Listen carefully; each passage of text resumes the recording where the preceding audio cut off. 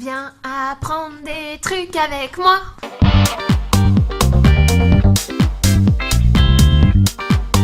Bonjour à tous et bienvenue dans cette nouvelle vidéo. Alors aujourd'hui j'ai décidé d'aborder un sujet un petit peu polémique, c'est la stérilisation chez le chat.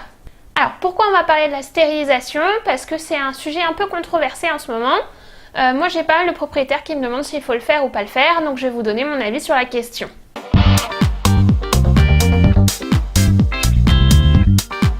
Pourquoi faire stériliser son chat? Alors il y a deux situations différentes, si vous avez adopté un mâle ou une femelle. On va commencer par le mâle. La stérilisation, elle va avoir un intérêt comportemental.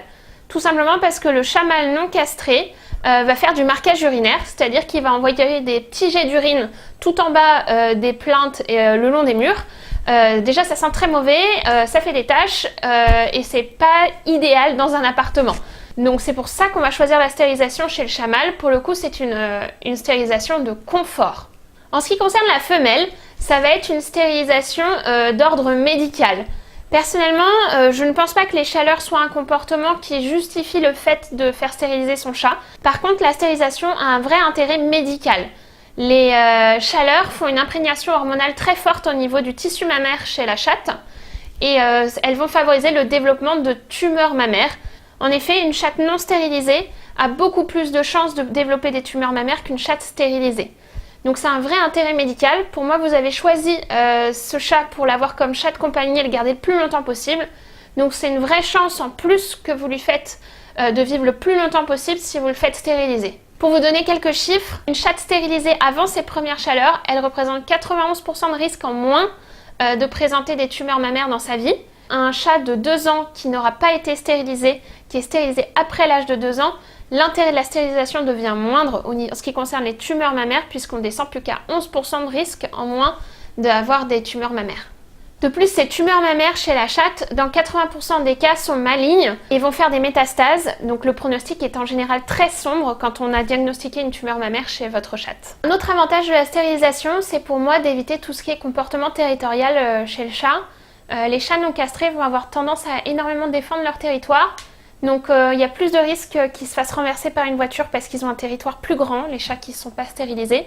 Et il y a aussi plus de risques qu'ils rentrent à la maison avec des griffures, des abcès, tout ce genre de choses, ce qui arrive beaucoup moins chez les chats stérilisés.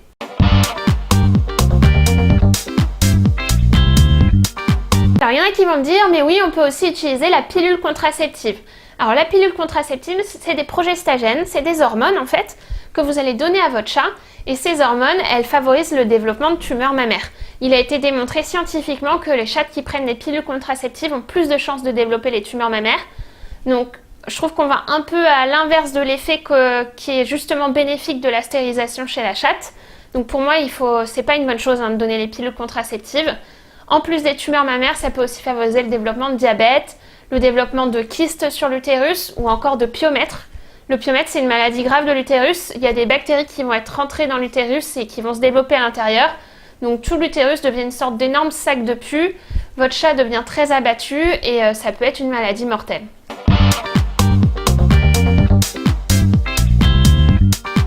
Donc à quel âge on va décider de stériliser le chat? Donc ça découle tout simplement de pourquoi on le fait.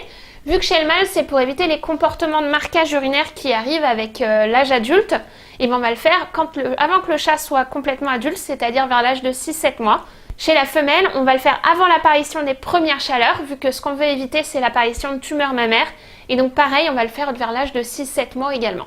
Contrairement à une idée reçue, la stérilisation n'a pas d'effet sur la croissance de votre chat. Sachez qu'aux États-Unis, tous les chats sont stérilisés avant l'âge de 3 mois et ils ne sont pas plus petits pour autant. Donc ça n'a aucun effet sur la croissance de votre animal si vous faites ça avant qu'il soit arrivé à la taille adulte.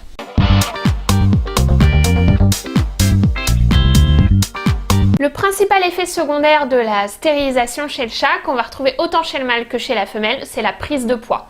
Les 2-3 mois après la stérilisation sont vraiment cruciaux. Il ne faut pas terminer le sac de croquettes chaton après la stérilisation parce qu'en fait il a été démontré qu'en 48 heures, le métabolisme de votre chat il est largement réduit par la stérilisation. Donc si vous continuez à donner une alimentation qui est très riche, qui est l'alimentation chaton, à votre chat qui vient d'être stérilisé, même si ce n'est que pour terminer le paquet, en fait vous allez favoriser une prise de poids qui est globalement très compliquée pour qu'on revienne en arrière. Donc il faut vraiment tout de suite donner une alimentation adaptée. L'alimentation adaptée, ça va être soit de réduire de 10% la quantité de nourriture que vous donnez si c'est une alimentation pour chat adulte non stérilisé. Et sinon, vous pouvez choisir une alimentation pour chat stérilisé qui sera adaptée aux besoins de votre animal. En ce qui concerne le mâle, il y a une petite différence avec la femelle. La stérilisation peut favoriser l'apparition de cristaux dans les urines. Ces cristaux vont précipiter à l'intérieur de la vessie et ils vont pouvoir boucher l'urètre. Le fait que l'urètre soit bouché, c'est une urgence médicale absolue.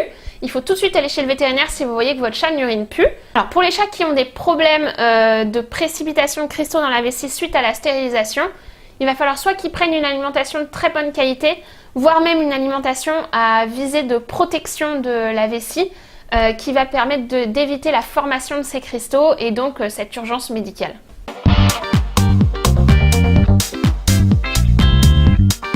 On va parler un peu du déroulé de la stérilisation parce qu'en fait ce qui stresse la plupart des gens c'est qu'ils ne savent pas ce qui se passe avec leur chat alors qu'ils restent toute la journée à la clinique. Donc on va partir du début.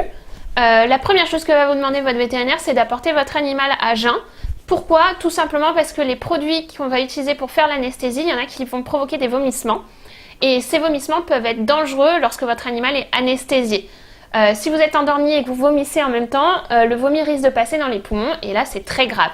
Alors que si vous êtes à jeun, vous ne pouvez pas vomir d'aliments et donc du coup on limite ce risque. Le deuxième point c'est qu'on va vous demander d'apporter l'animal tôt parce que l'animal va être opéré le matin de façon à ce qu'on puisse le surveiller après suite à l'anesthésie.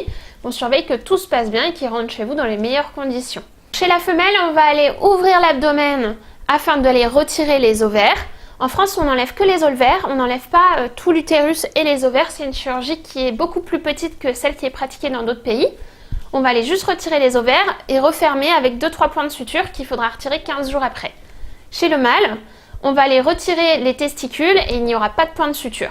Une fois que votre animal a été opéré, il va se réveiller dans un box de réveil. On va le surveiller, voir que tout se passe bien et il va rentrer à la maison.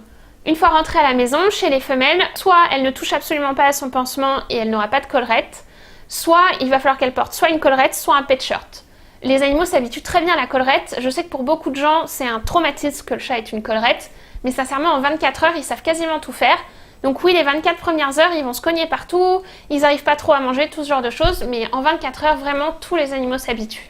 Chez le mâle, comme il n'y a pas de point de suture, je vous conseille d'enlever votre litière habituelle et de la remplacer par des lamelles de journaux de façon à ce qu'il n'y ait pas de petits grains de poussière qui rentrent dans les plaies. Ça juste pendant 48 heures, le temps que le scrotum soit entièrement cicatrisé et ça évitera toute complication. Vous n'avez en général pas d'antibiotiques ni d'anti-inflammatoires à donner à votre animal, tout simplement parce que votre vétérinaire va tout faire en injection. Pour résumer, je comprends que la stérilisation ce soit un sujet à controverse. Moi, mon point, c'est que vous avez choisi d'avoir cet animal et que c'est un animal de compagnie que vous voulez garder le plus longtemps possible. Donc, je trouve que c'est une chance en plus que vous lui apportez si vous le faites stériliser. Si vous ne souhaitez pas de chaton, que vous ne voulez pas de portée, il y a un vrai intérêt pour que vous gardiez votre animal le plus longtemps possible de le faire stériliser. Si tu veux plus de conseils, n'hésite surtout pas à t'abonner à ma chaîne.